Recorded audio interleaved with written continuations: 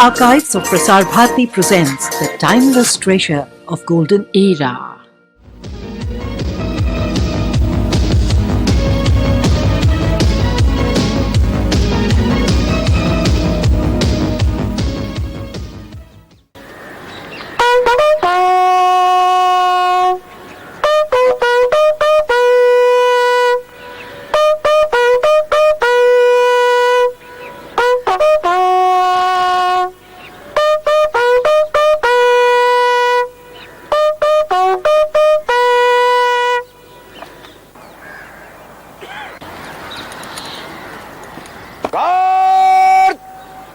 तीन में भाई चलेगा भाई बुड़ गार्ड बगाल सस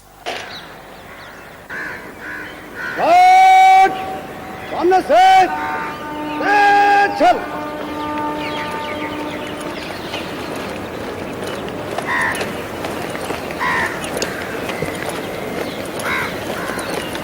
भाई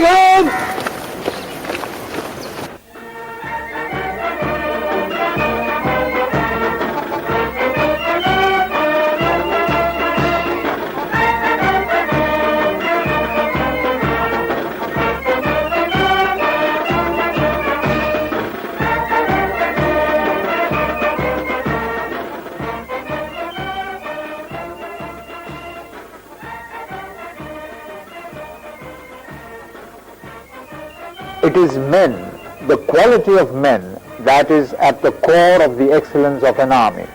Whether the good old slogging infantry soldier or those who now man the modern descendant of the dashing cavalry, the armoured corps. It has been the proud, valorous, indefatigable, devoted men who have been the real fighters for protecting India's freedom and independence.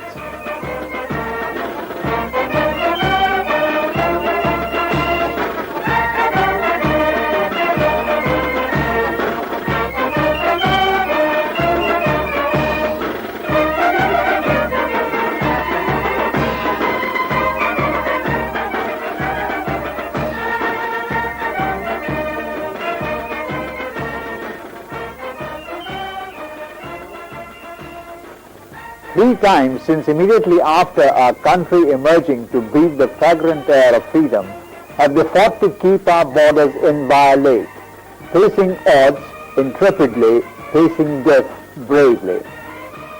To these seemingly old but with an erect bearing, the medals that shine on their breasts are insignias hard won in thwarting armed aggression, whether in the plains or the mountainous difficult terrain of our northern borders.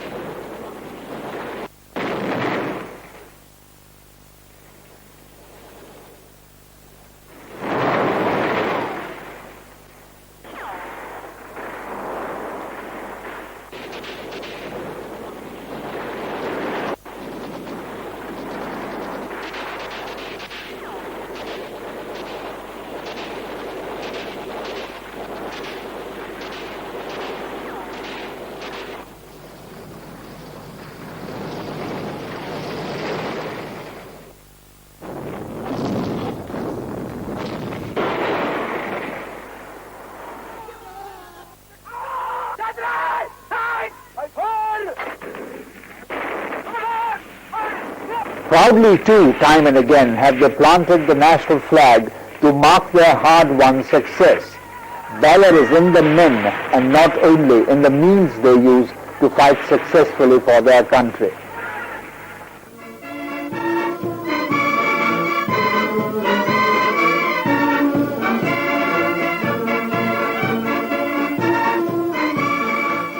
The foundation on which the Indian Army is based today was largely shaped by Field Marshal K.M. Cariappa, the first and only Indian Commander-in-Chief of the Indian Armed Forces. The appointment I assume today is the result of the sacrifices made by thousands of martyrs. First as an overall commander of the Kashmir operations in 1948, and then as Commander-in-Chief, integrating the three armed services into a coordinated total force for India's defense.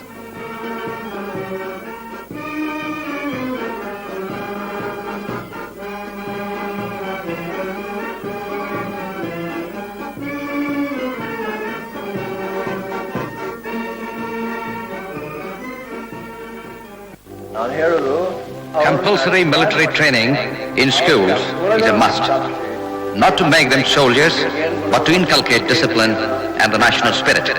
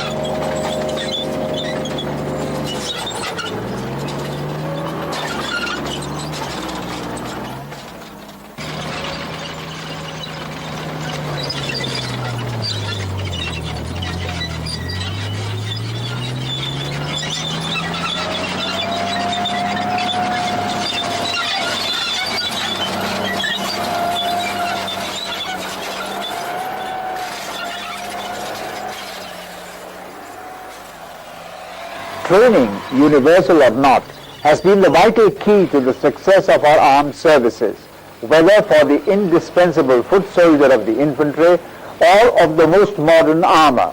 Training and tradition are what urge the men in uniform to acts of proud valor and intrepid action.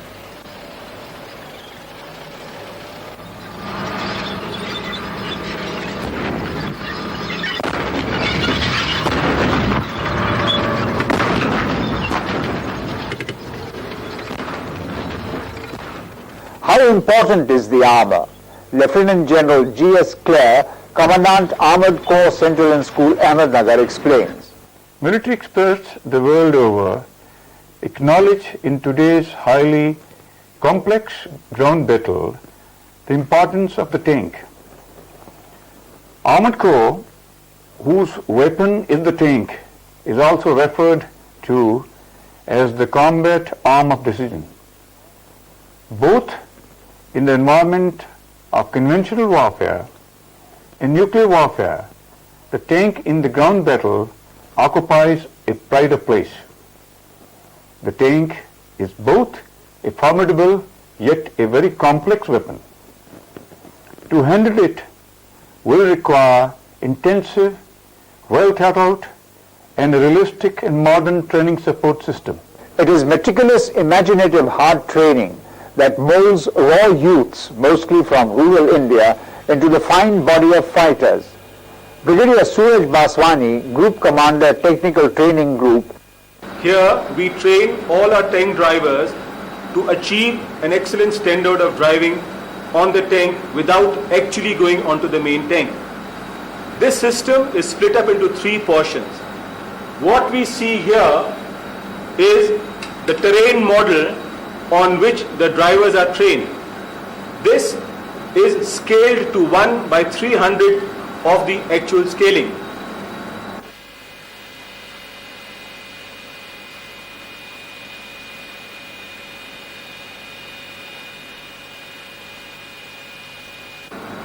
The next portion on which the driver is trained is the driver's console. The initial cost of the simulator is more than justified by the amount of fuel and cost of wear and tear saved.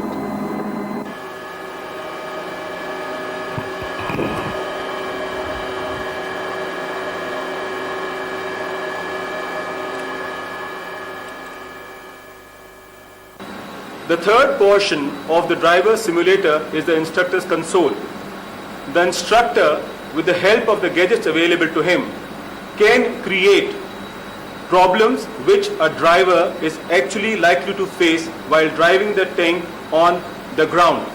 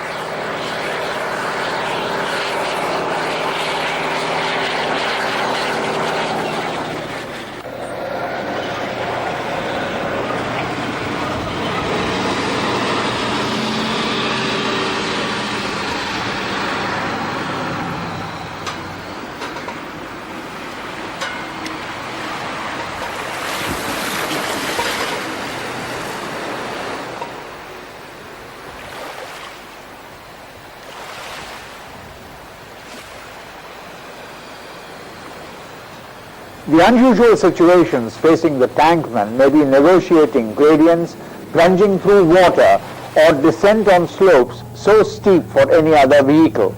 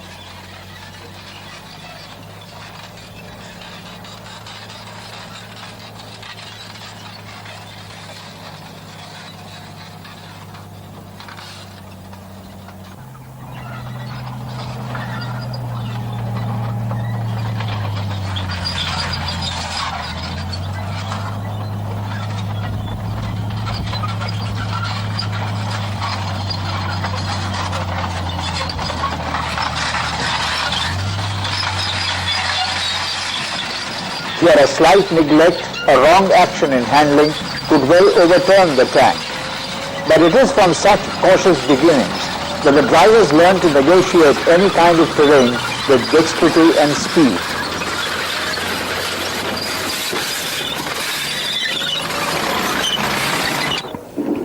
Ready to grab, please carry out engagement. Carry out engagement on moving targets and the pop-up targets.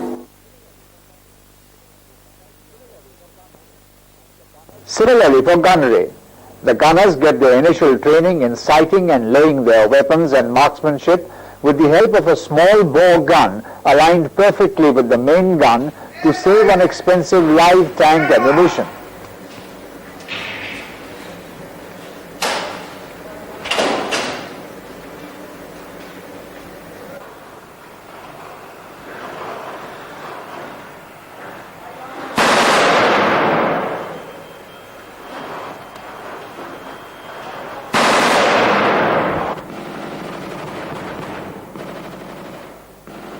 There of course is no substitute for a machine gun while learning to use it against ground targets or as an effective anti-aircraft weapon.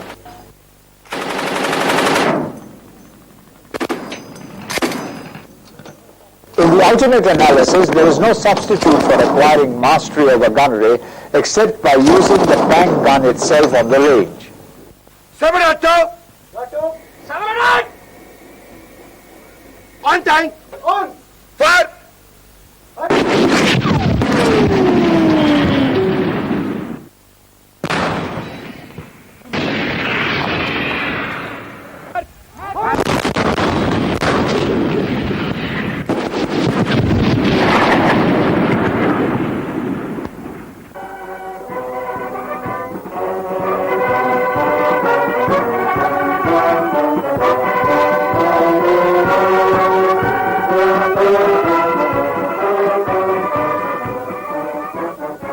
Relative to the armor, artillery, so to say, is as old as time itself. For centuries now, artillery has been the arm to soften the enemy and breach his strongholds.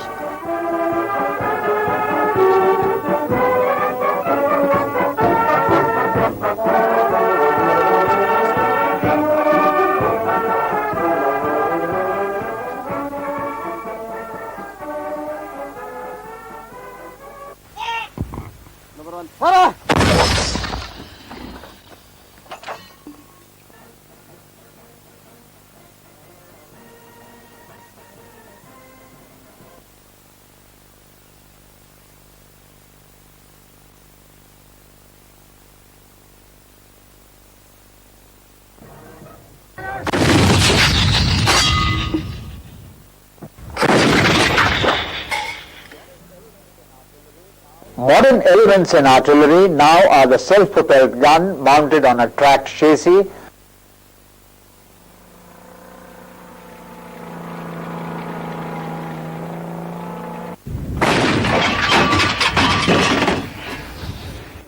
or the radar-controlled L-70 and modern self-propelled Shilka and like for air defense.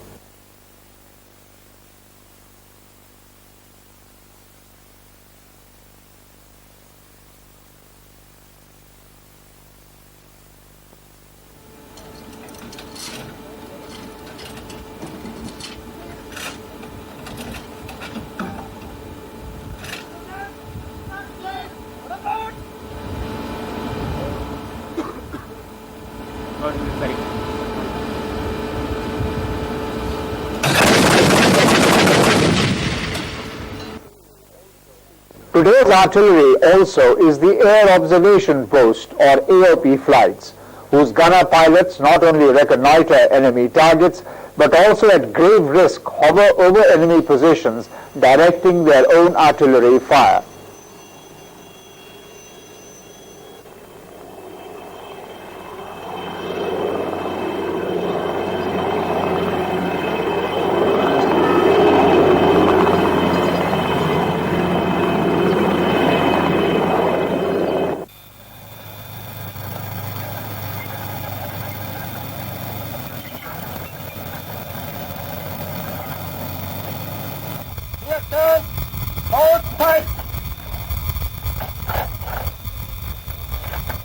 Infantry too has not remained completely footbound, as one might call it. The BMP-1 is used by what is now termed the mechanized infantry to carry the indispensable foot soldier to its objective. Besides the large caliber gun, the BMPs also carry anti-tank missiles to minimize opposition for the foot soldier, at the same time preventing by their armor plating unwanted casualties during infantry's approach to its objective.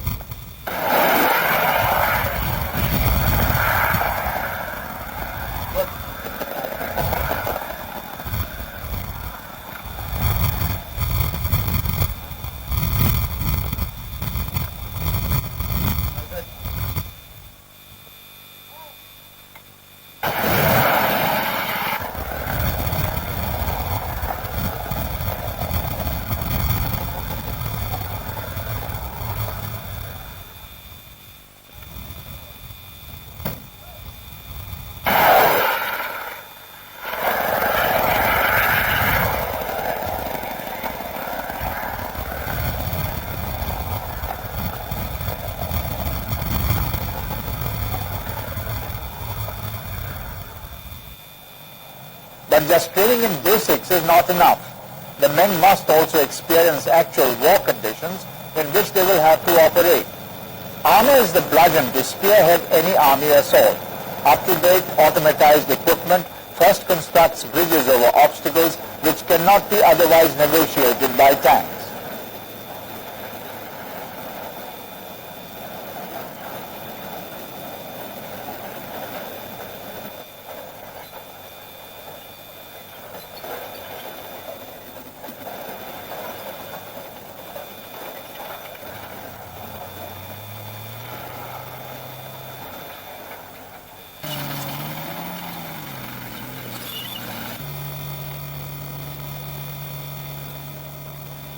Tanks equipped with mine-clearing devices make safe the path to be used by the advancing armor.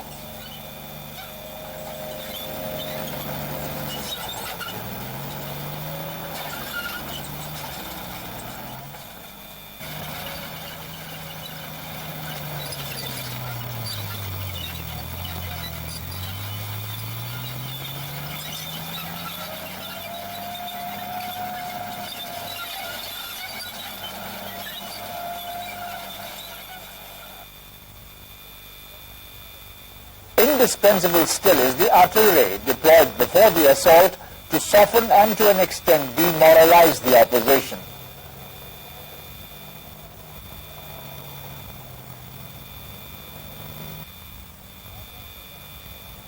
Attack defenses to ward off airstrikes against the armor and infantry.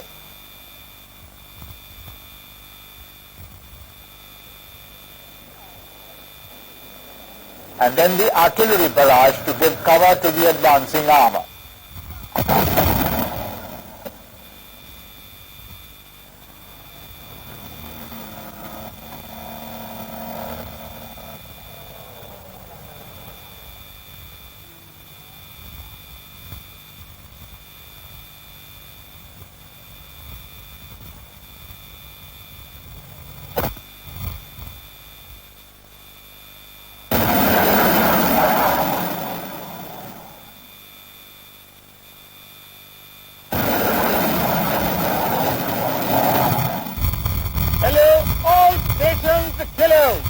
Hamla! I say again, Hamla now out!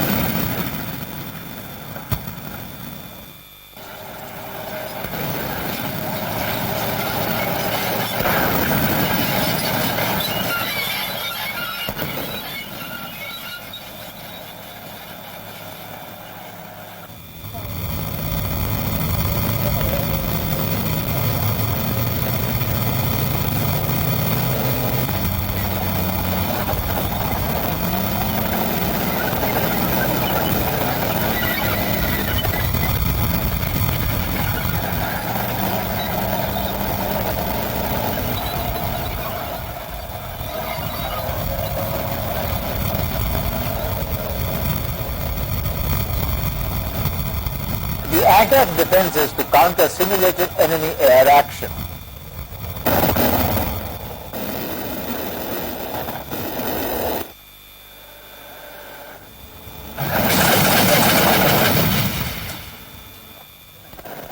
The tanks can use their own machine guns also to send up a hail of metal to thwart and destroy opposition aircraft.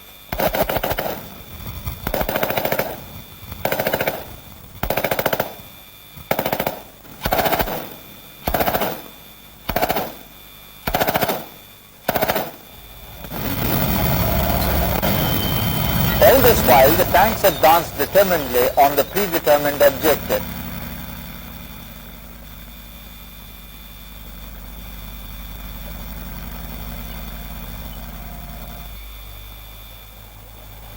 infantry, still indispensable for physically occupying an objective, starts moving in their BMPs, neutralizing hard targets with their missiles, and then negotiating obstacles such as difficult terrain and water under the cover of a self-generated smoke screen to proceed relatively unhindered by opposition's fire.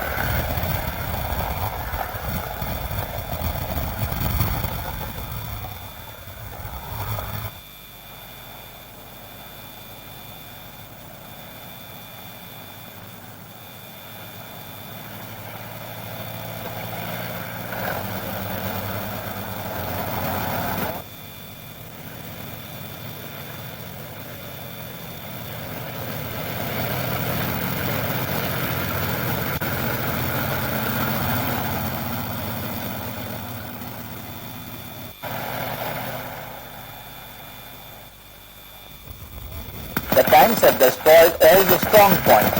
It remains for the infantry to mop up pockets. Infantry mechanized,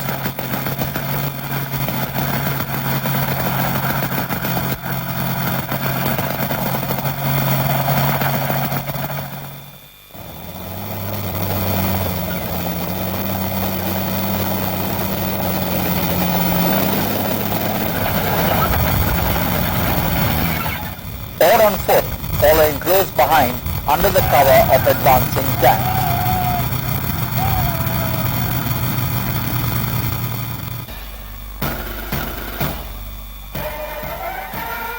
It is the tank which changed the mode of warfare from the static, senseless, murderous slaughter of trench warfare of the First World War to the present mobile, fast-moving, bludgeoning tactics of today.